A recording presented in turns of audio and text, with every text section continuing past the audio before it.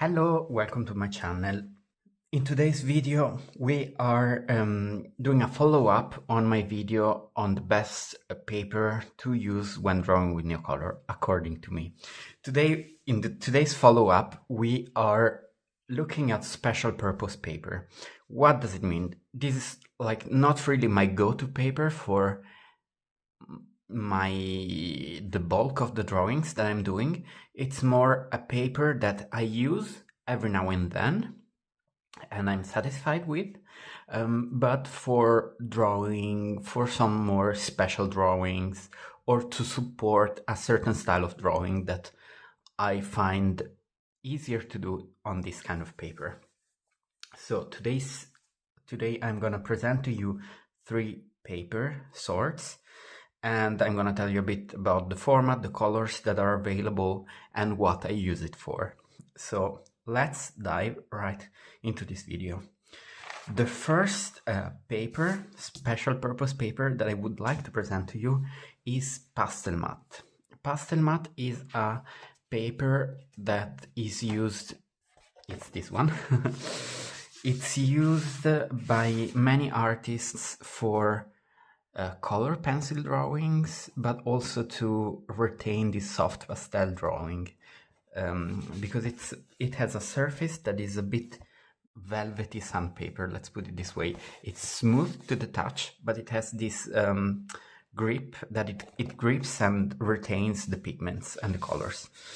So this paper is by the brand Clairefontaine, and it's available in many colors.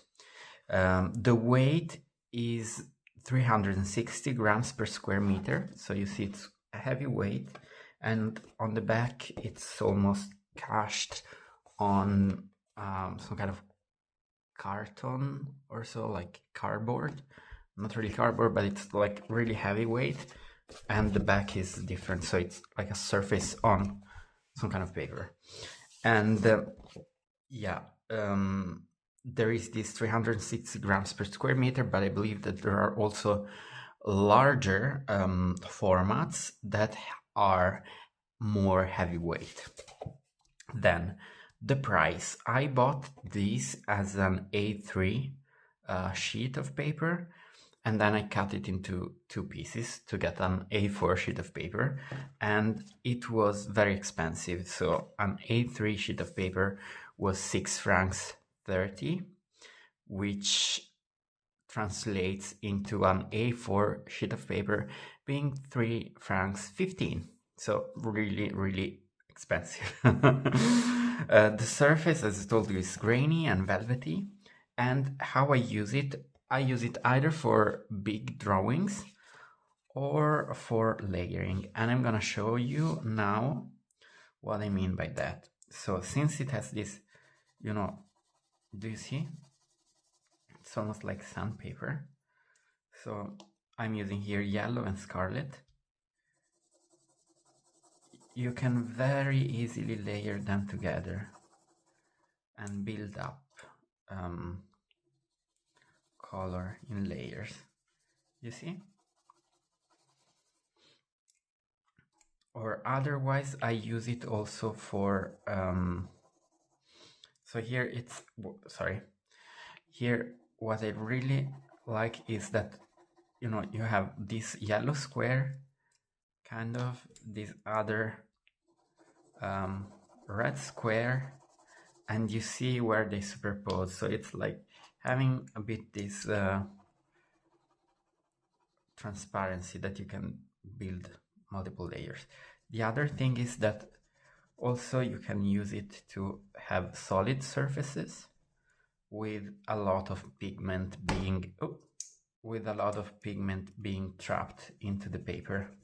And look how intense these solid colors are.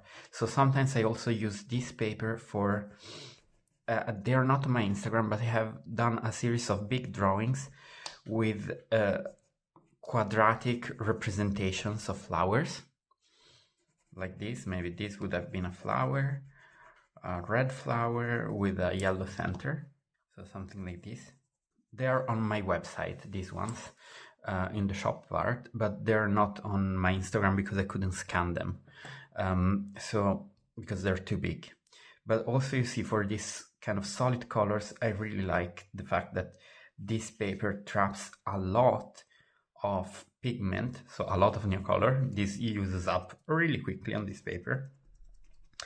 But it allows me to have these deep colors and this smooth surface on top of them, and it really traps a lot of color. But also, I mean, also this layering is a really interesting property for this paper. So this is really definitely not my go-to paper because it's too expensive and also not super easy to do. But if you're looking for some special effects, this is really worth trying. You know, you can cut small pieces and try different things on different pieces of this paper. So this was my first special purpose paper. Second special purpose paper is Canson Mi-Teintes. So this is like mid values. I think Mi-Teintes is something, the meaning. And this, I bought it off Amazon. It's available in these sets of 10 pieces, where you have, for example, the brown, the blue, and so on. It's acid-free. It has a certain amount of cotton inside here, and it's a bit lighter weight, 160 grams per square meter. How much does it cost? The price is about, I think this was for something, for 10 sheets of paper, so it's about 50 cents of Swiss francs per A4 paper. Now, let's go to the surface. I have a lot of it in stock, so you see I don't use it that often. But I find it nice because it has so many colors. So if you want to do a drawing on some color surface, it's really fantastic. And now I'm just using the white one. You see it has two surfaces. So on one side there is this beehive grain, and on the other side it's just a light grain. I am gonna show you with this red. So this is the light grain side. So do you see it? It's like this, and then there is this beehive grain kind of on the other side. So you see it. Why do I use it sometimes? So first of all, for the variety of colors, and second is sometimes I do these fuzzy drawings. So for example, if I would have to draw a flower, I would do it somehow like this, and then have the center like this, and then another flower close to it would be, you know, this a bit not really well defined, but a bit so as if you were passing by on a car very quickly and just seeing them through the window. So they are both. So I use this paper for this kind of drawings, and they turn out to be quite nice. So I can show you again also on this side. Also because on this paper with a bit of grain, it's you know, building layers that interpose with each other. It's good for layering, I find, because you can have one layer, then there is still some grain to build up the next layer, even though I do layering also on the other smoother papers. But you see, yeah, these are a bit the effects that I want to achieve when I use this kind of paper. It's a bit less expensive, it's a bit less scary to work with it, and you could give it a try and maybe buy some sheets of paper in the colors that you prefer. What I know is that some art supply stores also sell single sheets of paper, maybe a bit larger, but then you can cut them, and you can also buy just the one or two of your favorite colors. Then the last special purpose paper that I want to present to you today is Canson Mixed Media, and they have these two colors, gray or natural. And so this paper, the weight is 220 grams per square meter. It's acid-free, made in France. The other one, the Mi-Teintes, was also made in France. The price, so for an A4, this is A5, but A4 it's about 30 cents of Swiss franc per sheet of paper, and the surface has two, so the paper has two sides. One is, so I think the front has a light grain, and the back is smoother, but it's not as smooth as the papers that I showed you in the last video. It is smooth, but not so smooth. Why do I use this? So let's start from the beginning. This paper is the first paper that I was using, the first like non-copy paper or print paper that I was using, the first like artist paper. And I always found it a bit difficult to obtain these solid blocks of color.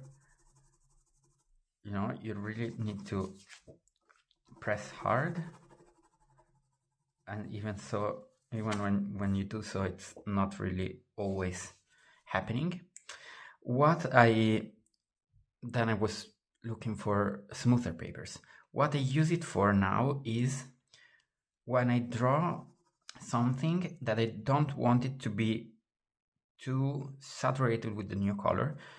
Then let's say we have a flower like this, red, and then I want the border to be kind of yellow and to have a transition.